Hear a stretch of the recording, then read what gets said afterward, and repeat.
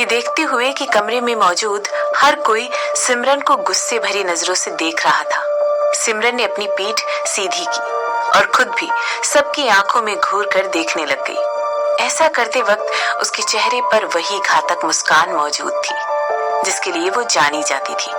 सबकी आंखों में देखते वक्त सिमरन की आंखों में जरा भी डर नजर नहीं आ रहा था।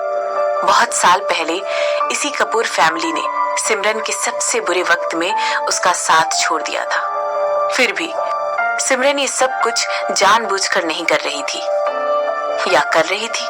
बिल्कुल, सिमरन ये सब कुछ जानबूझकर कर रही थी, मगर वो ये सब इसलिए नहीं कर रही थी कि उन लोगों से अभी भी नफरत करती थी, बल्कि इसलिए कर रही थी क्योंकि उसे ये सब करने में मजा आ रहा था। उसे मजा आ रहा था उन सब के लटके हुए चेहरे देखने में, ये देखने में कि ये सब सुनकर सबके मुंह कैसे खुले के खुले रह गए। सबके सब ऐसे शॉक होने वाले एक्सप्रेशंस दे रहे थे जैसे उनके ऊपर बिजली गिर गई हो। और ये सब देखकर सिमरन को बड़ा मजा आ रहा था और साथ ही साथ उसे बहुत खुशी भी हो रही थी। सिमरन के लिए ये सब बिल्कुल एक खेल की तरह था। वो ये सब कुछ हर रोज कर सकती थी।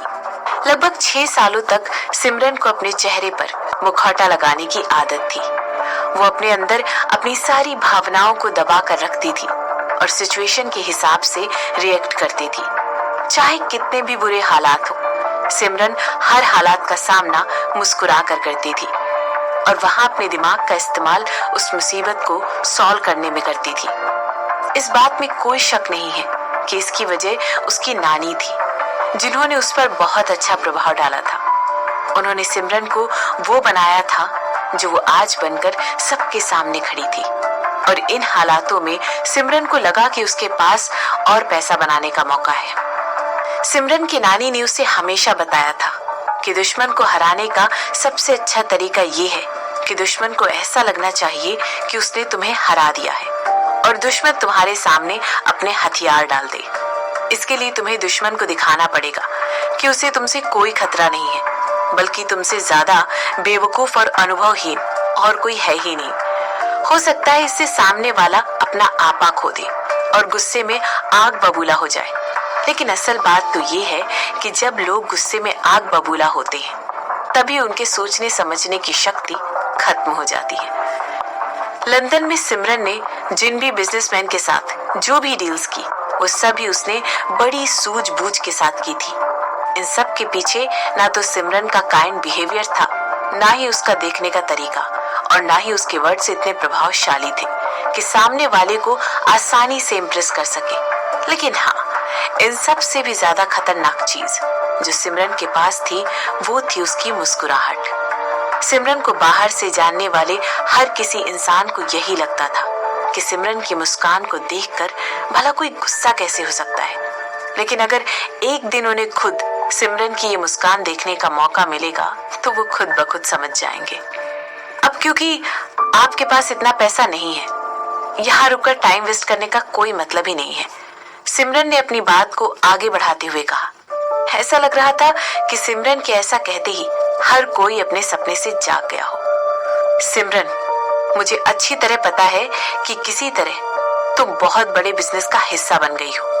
तुम्हारी मदद करने में जरूर बिजनेस वर्ल्ड के किसी बहुत बड़े आदमी का हाथ है, हेमंत ने कहा।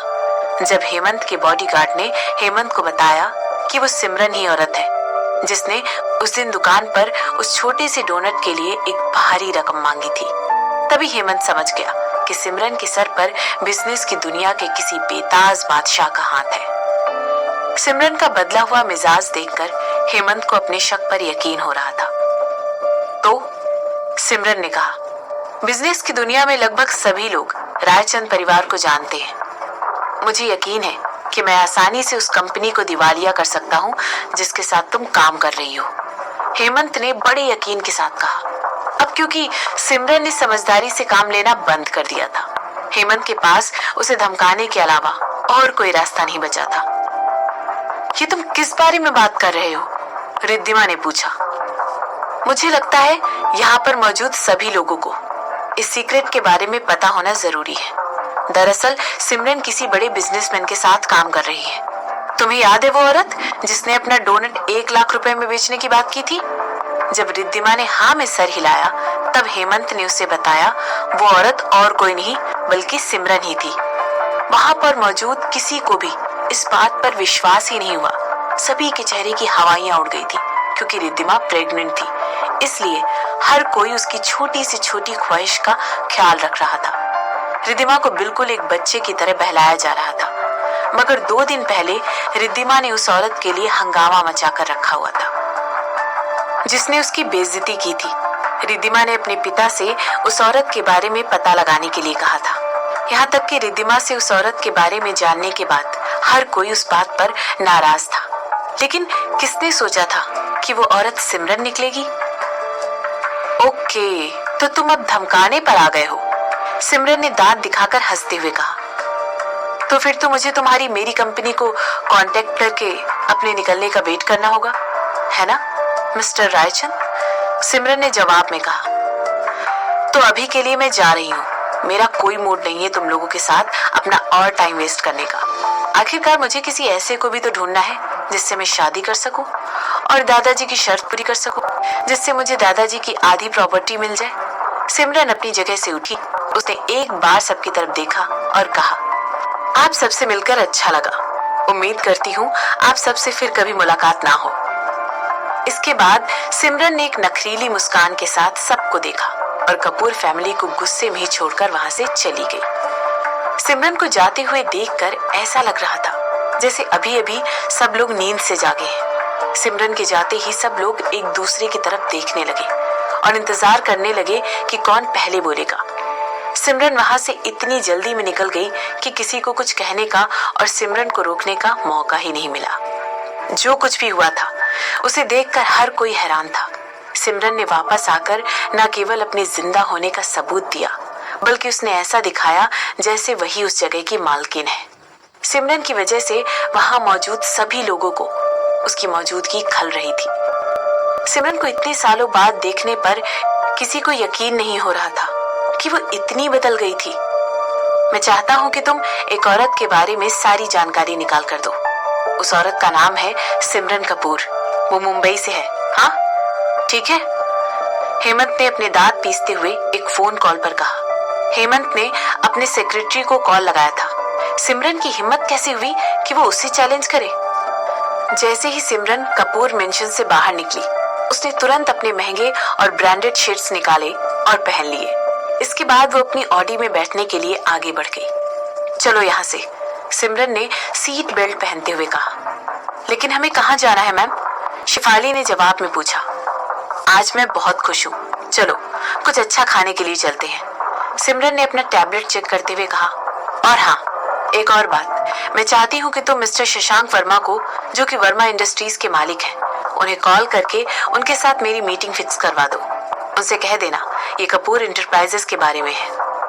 शिफाली को हाँ में सिर हिलाते हुए देखकर सिमरन ने आगे कहा, उस इनविटेशन के बारे में क्या हुआ जिसके बारे में मैंने तुम्हें पता लगाने के लिए कहा था? क्या तुम्हें मिस्टर वर्मा के हाल फिलहाल के इनविटेशन के बारे में कुछ भी पता लगा? जी, मिस्टर वर्मा जुलाई के फर्स्ट वीक में एक फंड रेजिंग इवेंट अटेंड करने वाले हैं। ये मुंबई में मौजूद अनाथालयों के लिए एक फंड रेजिंग इवेंट है और जहाँ तक मैंने पता लगाया है, मिस्टर वर्मा किसी भी अनाथालय के फंड रेजिंग इवेंट में जाने के लिए काफी इंटरेस्टेड रहते हैं। मैंने वहां जाने के लिए एक इनविटेशन का इंतजाम कर लिया है, शिफाली ने समझाते हुए कहा। वाओ, वेरी गुड, सिमरन ने खुश होकर सिर हिलाते हुए कहा। मुझे लगता है मिस्टर वर्मा एक बिजी आदमी है, उनके साथ इतनी जल्दी इतने कम समय में अपॉइंटमेंट मिलना काफी मुश्किल होगा, लेकिन आने वाले इवेंट को मैं अपने हाथ से जाने नहीं दूंगी। मैं इस इवेंट का इस्तेमाल करके कुछ नए रिलेशन बनाऊंगी, सिमरन ने क्लियरली बोला। दादी माँ ने सिमरन को कपूर एंटरप्राइजेस में केवल 2% के शेयर्स ही दिए थे, क्योंकि वो जानती थी कि कंपनी बुरे हालातों से गुजर रही है। ऐसे में कंपनी का वापस से फायदे में आना नामुमकिन था, इसलिए वो नहीं चाहती थी कि सिमरन को कोई घाटे का सौदा करना पड़े। लेकिन सिमरन के दिमाग में कंपनी के लिए कुछ और ही प्लान्स थे, लेकिन उसे अपने प्लान्स को आगे बढ़ाने के लिए मिस्टर वर्मा को उनके कपूर एंटरप्राइजेस के शेयर्स उसे बेचने के लिए राजी करना होगा। यही सब सोचते हुए सिमरन ने अपनी आंखें बंद की, उन सारे पॉसिबल तरीकों के बारे में सोचने लग गई जिससे वो मिस्टर वर्मा को कन्विंस करेगी।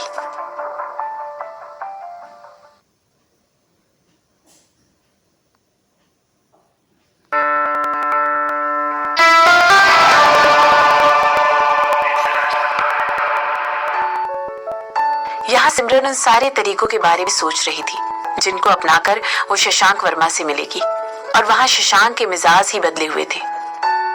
रिजेक्ट कर दो उसे, शशांक ने गुस्से से उबलते हुए अपनी सेक्रेटरी से कहा। इसके बाद उसने अपनी मुट्ठी बांधकर अपनी हथेली पर मारी और ऐसा करते हुए अपनी सेक्रेटरी की तरफ पीठ कर ली। शशांक को देखकर उसे किसी ऐसे टीनेजर की याद आ रही थी जो बिना बात के अपना गुस्सा हर चीज पर निकाल रहा था। इसके बाद शशांक ने अपने होठों को सिकोड़ते हुए कहने लगा, आखिर उसकी सेक्रेटरी को मुझे कॉल करने में इतनी देर क्यों लग गई? मना कर दो उसे, कह दो उससे मैं अभी बहुत बिजी चल रहा हूँ और उसके लिए मेरे पास कोई समय नहीं है। मगर सर वो, ऐसा कहते कहते शशांक की सेक्रेटरी एकदम से चुप हो गई। अभी कुछ दिन पहले ही शशांक सिमरन से मिलने के लिए इतना बेसब्र हो रहा था कि उसने खुद ही अपनी सेक्रेटरी रूपाली से उसके साथ अपॉइंटमेंट फिक्स करने के लिए कहा था। और जब सामने से सिमरन की सेक्रेटरी का कॉल आया तो शशांक ऐसे अजीब तरीके से क्यों रिएक्ट कर रहा था। यहाँ तक कि शशांक ने तो अपने हिस्से के कपूर इंडस्ट्री वाले शेयर्स भी सिमरन के नाम करने के लिए कह दिया था। जिस कॉल का शशांक इतने दिनों से इंतजार कर रहा था, आज जब वो कॉल आ गया तो शशांक खुश होने के बजाय नाराज था। शशांक तो इस तरह गुस्सा हो रहा था जैसे एक हस्बैंड होता है जब उसकी वाइफ उसे कॉल करना भूल जाती है। शशांक की सिचुएशन बिल्कुल इसी तरह थी। आखिर शशांक इस तरह क्यों बिहेव कर रहा था? रूपाली को शशांक का बर्ताव देखकर बहुत एम्बैरेसमेंट हो रही थी। सर आप प्लीज शांत हो जाइए, रूपाली ने शशांक को समझाते हुए कहा। इस समय रूपाली की आवाज बहुत धीमी और सॉफ्ट थी, बिल्कुल एक ऐसी माँ की तरह जो अपने बच्चे को बहुत प्यार से समझा रही हो। उसने शशांक से कहा, सर देखिए मिस सिमरन एक बहुत बड़ी कंपनी की मालकिन है। मुझे नहीं लगता कि मिस सिमरन के लिए कपूर खानदान या कपूर इंटरप्राइजेस कोई बहुत ज्यादा अहमियत रखते हैं। मुझे यकीन है उनके पास इन सब से भी ज्यादा इंपॉर्टेंट चीजें हैं अटेंड करने के लिए। आप आज ही देखें ना सर, आज ही मिस सिमरन ने अपनी गुजरी हुई दादी की वसीयत की रीडिंग अटेंड की और मुझे लगता है रीडिंग अटेंड करते हुए वहाँ जरूर कुछ ना कुछ ऐसा हुआ है जिसकी वजह से उन्होंने कपूर इंटरप्राइजेस के रिगार्डिंग आपको कांटेक्ट करने की कोशिश की है। आखिर उसके लिए मुझसे ज्यादा इम्पोर्टेंट क्या हो सकता है? शशांक ने तुरंत रूपाली से कहा। सर प्लीज मुझे ऐसा कहने के लिए माफ कीजिएगा, पर मुझे लगता है कि आप बेवजह ही परेशान हो रहे हैं, रूपाली ने धीरे से शशांक को समझाते हुए कहा। इसके बाद उसने अपनी बात को पूरा करते हुए कहा, मिस सिमरन को तो इस बात का पता भी नहीं होगा कि आप भी इस दुनिया में मौजूद हैं। और जैसा कि शशांक की सेक्रेटरी रूपाली को उम्मीद थी, शशांक ने उसे तुरंत ऐसा लुक दिया जैसे कि वो उसे मार डालेगा। इस पर रूपाली ने शशांक से डरते हुए कहा, सर मैं ये सब आपका दिल दुखाने के लिए नहीं कह रही हूँ, मेरा मतलब है मैं ये सब आपको समझाने के लिए कह रही हूँ। ऐसा कहते हुए रूपाली की जुबान लड़खड़ाने लगी। मेरे कहने का मतलब है कि सिमरन एक औरत है, एक आदमी होने के नाते आपका फर्ज बनता है कि आप उन्हें बहलाएं फुसलाएं, मगर एक बुरी भावना के साथ नहीं, एक दोस्त की तरह उनके करीब जाएं ताकि वो अपनी जिंदगी आपके साथ शेयर कर सके। अपनी सेक्रेटरी रूपाली की बात सुनने के बाद शशांक उसकी तरफ शक भरी नजरों से देखने लगा, लेकिन शशांक के ऐसा करने पर भी रूपाली डरी नहीं, बल्कि कॉन्फिडेंटली अपनी बात उसे समझाने लगी, बिल्कुल उस शख्स की तरह जिसने अपनी जिंदगी में काफी रिलेशनशिप देखी हो और उनमें रही भी हो। मुझे नहीं लगता आपको मुझसे बेहतर कोई इंसान मिलेगा जो कि रिलेशनशिप की बारीकियां आपको समझा सके। मैं इस मामले में एक एक्सपर्ट हूँ, तो क्यों ना मैं ही आपको इसके लिए कुछ टिप्स दे दूं? पर तुम तो अभी सिंगल हो, शशांक ने रूपाली से सीधे शब्दों में कहा। मगर मैं ये पहले भी कर चुकी हूँ सर, रूपाली ने प्राउडली कहा, और ऐसा कहते हुए उसने अपना सर ऐसे ऊंचा किया मानो उसने कोई बहुत बहादुरी का काम किया हो। मेरे कहने का मतलब है सर कि आपके अंदर अनुभव की कोई कमी नहीं है, लेकिन जो आप इस समय कर रहे हैं वो सरासर गलत है। इस समय आप मिस सिमरन के प्रति कुछ ज्यादा ही सख्ती बरत रहे हैं। अगर आपने इस समय सख्ती से बर्ताव करते हुए मिस सिमरन के साथ होने वाली मीटिंग का प्रस्ताव ठुकरा दिया, तो हो सकता है कि फिर वो कभी अपनी सेक्रेटरी से कहकर आपके साथ कोई मीटिंग फिक्स ना करे। मगर तुम ऐसा क्यों कह रही हो? शशांक ने रूपाली से पूछा। अगर सिमरन को मुझसे कुछ चाहिए तो उसके पास मुझे कॉल करने के अलावा और कोई रास्ता ही नहीं है। सर जरा सोचिए, कपूर इंटरप्राइजेस के 32% शेयर्स कपूर फैमिली के पास है।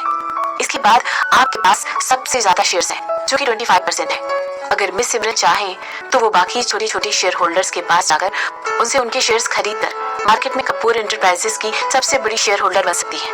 और अगर वो ऐसा करने में सफल हो गई तो क्या तब भी आपको लगता है कि उन्हें आपसे और शेयर्स खरीदने की कोई जरूरत होगी?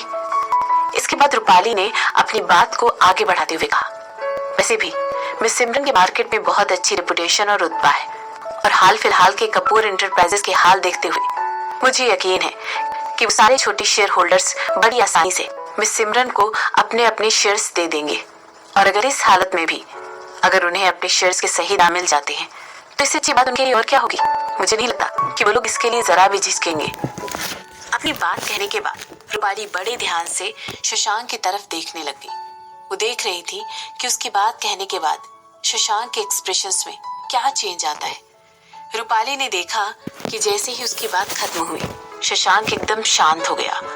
इस पर रूपाली ने चैन की सांस ली। रूपाली को ऐसा लग रहा था कि उसने अपना बेस्ट देकर आखिर शशांक को शांत करा ही दिया। अगर अब भी शशांक रूपाली की बात को अनसुना करके अपनी बात पर अड़ा रहता है तो रूपाली के पास अपने बॉस को पूरी जिंदगी सिंगल देखने के अलावा और कोई चारा नहीं होगा। शशांक ने अपनी चिन पर हाथ फेरते हुए कहा। ऐसा लग रहा था कि उसने वाकई में रूपाली की बात पर गौर किया है। उसने कहा, वैसे कह तो तुम सही रही हो।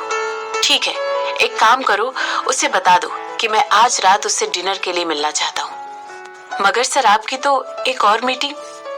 शशांक ने रूपाली की बात को बीच में काटते हुए कहा, कैंसिल कर दो। इस समय उससे ज्यादा इम्पोर्टेंट और कुछ भी नहीं है। हमारे लिए इस शहर के सबसे बड़े होटल में एक वीआईपी टेबल बुक करा दो। मुझे सब कुछ एकदम परफेक्ट चाहिए, मुझे एकदम बेस्ट चाहिए। यहाँ शशांक सिमरन के लिए इतनी तैयारियां कर रहा था और वहाँ कुछ और ही सीन चल रहा था। बेहद खुश होने के बाद सिमरन और उसकी सेक्रेटरी शेफाली लंच पर बाहर आए हुए थे। अचानक ही खाना खाते खाते शेफाली को ठसका लग गया और वो जोर जोर से खांसने लग गई। क्या हुआ तुम्हें? सिमरन ने शेफाली की तरफ टिश्यू पास करते हुए कहा। मैम, ये बड़े सरप्राइज की बात है। मैं शेफाली की बात को बीच में रोकते हुए सिमरन ने कहा, धीरे, आराम से, ये लो, पहले थोड़ा सा पानी पी लो। मुझे अभी अभी मिस्टर शशांक वर्मा की सेक्रेटरी की तरफ से एक मैसेज आया है। मैसेज में लिखा है कि मिस्टर वर्मा आपसे आज रात डिनर के लिए मिलना चाहते हैं।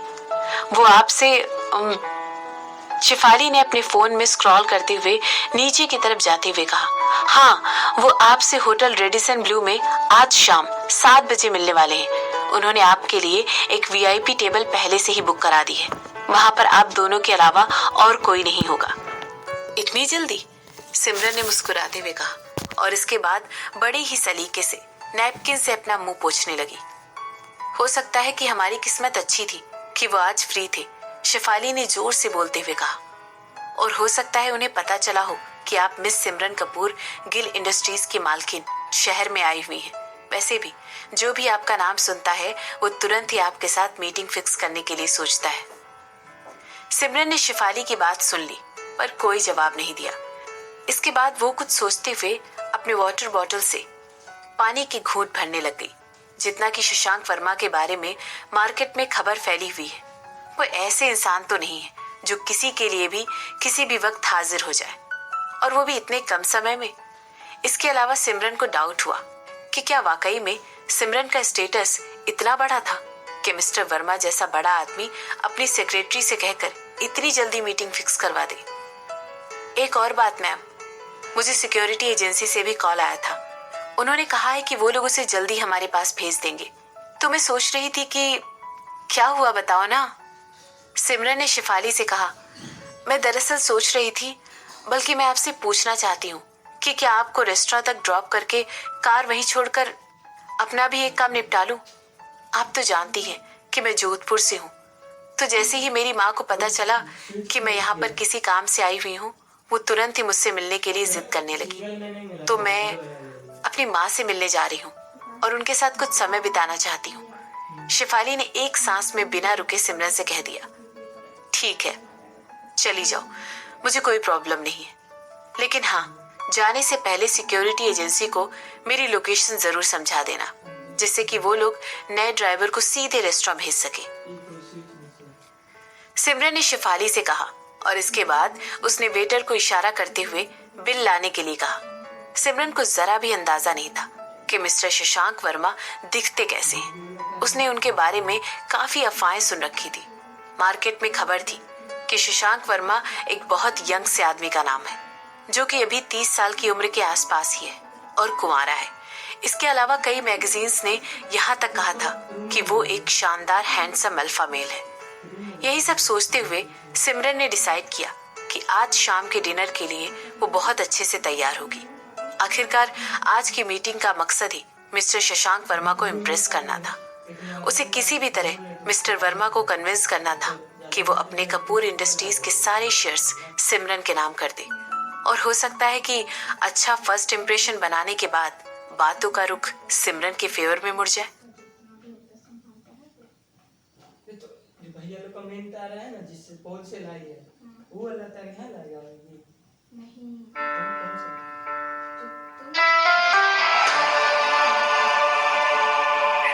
सिमरन और उसकी सेक्रेटरी शिफाली बताए गए रेस्टोरेंट पर ठीक 7 बजे पहुंच गए थे।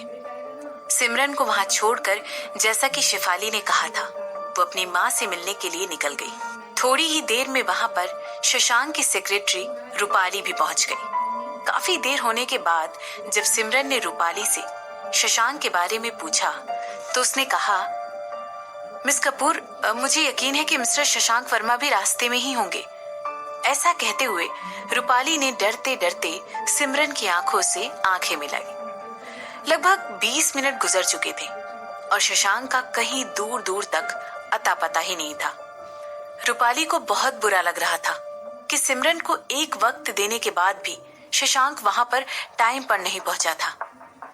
ऐसा तो नहीं था कि कहीं शशांक ने अपना इरादा ही बदल दिया था। वैसे भी आजकल शशांक कुछ बदला बदला नजर आ रहा था। अगर शशांक ने ऐसा किया होगा तो रूपाली को बेवजह ही काफी शर्मिंदगी झेलनी पड़ेगी और हो सकता है इसके लिए सिमरन भी उसे कभी माफ ना करे। कोई बात नहीं, मैं समझ सकती हूँ, सिमरन ने मुस्कुराते हुए कहा। ये समझना किसी के लिए भी मुश्किल नहीं था कि वर्मा इंडस्ट्रीज के सीईओ आखिरकार अपने आप में ही एक बहुत बड़ी हस्ती थे, इसीलिए उनका बिजी होना लाजमी था। सिमरन को शशांक के लिए कुछ देर और इंतजार करने में कोई दिक्कत नहीं थी। वो शशांक से बेसब्री से मिलने के लिए इंतजार कर रही थी। आखिरकार शशांक ने उसे उसी दिन अपॉइंटमेंट दे दिया था जिस दिन सिमरन की सेक्रेटरी ने कॉल करके उनसे अपॉइंटमेंट मांगा था। तो सिमरन उनके लिए इतना इंतजार तो कर ही सकती थी। सिमरन ने वेटर को अपनी तरफ बुलाते हुए रूपाली से कहा, अगर आप चाहें तो आप अपने लिए कुछ ड्रिंक्स ऑर्डर कर सकती हैं। सिमरन का मन था कि वो अपने लिए कुछ रेड वाइन ऑर्डर कर ले। मेरे लिए नहीं, मैं बिल्कुल ठीक हूँ, रूपाली ने शर्म के मारे कहा। शशांक का देर से आना रूपाली को अंदर ही अंदर खाए जा रहा था और सिमरन के सामने वो पूरी कोशिश कर रही थी कि वो एकदम नॉर्मल दिखे, लेकिन अंदर ही अंदर वो बहुत नर्वस थी। उसने धीरे से अपना फोन निकाला और अपने बॉस को मैसेज कर दिया। रूपाली को ये बहुत खल रहा था कि जिस सिमरन से मिलने के लिए शशांक कल तक उतावला हो रहा था, आज वो उसी को इतना इंतजार करवा रहा है। इस समय पर रूपाली को शशांक के बारे में उनके बचपन में फैली हुई एक कहानी याद आ गई। ऐसा कहा जाता था कि शशांक को बचपन में एक लड़की पर क्रश था और वो उसे दूर से ही देखकर खुश हो जाया करता था, लेकिन जब कभी उस लड़की से बात करने की नौबत आती, शशांक इतना नर्वस हो जाता था कि बेहोश हो जाता था। आखिरकार शशांक ने अपनी फीलिंग्स उस लड़की को कभी भी नहीं बताई। वो लड़की स्कूल को छोड़कर चली गई और फिर वो शशांक को कभी भी नहीं मिली। इसके बाद शशांक को उस लड़की से अपना प्यार जताने का मौका कभी नहीं मिला। इसके बाद जल्द ही शशांक ने भी अनाथालय छोड़ दिया और अपनी मंजिल की तलाश में निकल पड़ा और आज उसे मुंबई का सबसे बड़ा बिजनेसमैन माना जाता है। शशांक की ये कहानी बहुत दिनों तक मार्केट में घूमती रही। इस कहानी के काफी नए वर्जन्स भी निकाले गए थे। कुछ लोग कहते हैं कि वो लड़की मर गई और ये खबर सुनते ही शशांक का दिल टूट गया। वहीं कुछ लोग कहते हैं कि शशांक इतना ज्यादा हैंडसम दिखता था, लेकिन कोई अच्छा बैकग्राउंड ना होने के कारण और अनाथ होने की वजह से उस लड़की ने शशांक को कभी नोटिस ही नहीं किया। कुछ लोग ये भी कहते थे कि उस लड़की की वजह से ही शशांक ने अपने आप को इतना डेवलप किया और मार्केट में अपना इतना ऊंचा नाम बनाया। हालांकि इन सब में से कुछ भी सच नहीं था। सच तो ये था कि यंग और बेहद हैंडसम शशांक उस लड़की की मौजूदगी में अपनी बात कहने से इतना डरता था कि वो बेहोश हो जाता था। लेकिन अगर इन कहानियों में जरा सी भी सच्चाई थी और अगर आज भी मिस्टर शशांक वर्मा बाहर ही बेहोश होकर गिर गए हो तो? रूपाली ने अपनी याददाश्त पर जोर डालते हुए सोचा। वो याद करने लगी कि क्या शशांक की जिंदगी में कोई और लड़की भी थी जो उसके बेहद क्लोज थी। मगर रूपाली को ऐसा कुछ भी याद नहीं आया। 31 साल की उम्र में भी शशांक ने आज तक किसी लड़की को डेट नहीं किया था। वो ना तो कभी किसी रिलेशनशिप में रहा और ना ही कभी उसे किसी लड़की के साथ देखा गया। कहीं ऐसा तो नहीं था कि शशांक आज तक अपने उस डर से ना उभर पाया हो और आज तक कभी वो अपनी पसंद की लड़की से बात करने की हिम्मत ही ना जुटा पाया हो। लेकिन ऐसा कैसे हो सकता है? इस बात पर तो यकीन करना बेहद मुश्किल था। रूपाली ने खुद से ही बड़बड़ाते हुए कहा, क्या हुआ? सब ठीक तो है ना? सिमरन ने रूपाली को उसकी ख्यालों की दुनिया से उठाते हुए कहा। नहीं नहीं, सब कुछ ठीक है मैम, कुछ भी गलत नहीं है। मैं वो दरअसल मैं शशांक सर को मैसेज भेज रही थी, रूपाली ने हड़बड़ाते हुए कहा। रूपाली को ऐसा लग रहा था जैसे कि अभी अभी उसे शशांक के बारे में कोई बड़ा राज पता चल गया है। ये सब सोचते हुए रूपाली के मन में बहुत उथल पुथल हो रही थी और उसे ऐसा लग रहा था कि इतनी बड़ी बात वो आसानी से संभाल नहीं पाएगी। उसे समझ नहीं आ रहा था कि उसको आगे क्या करना चाहिए।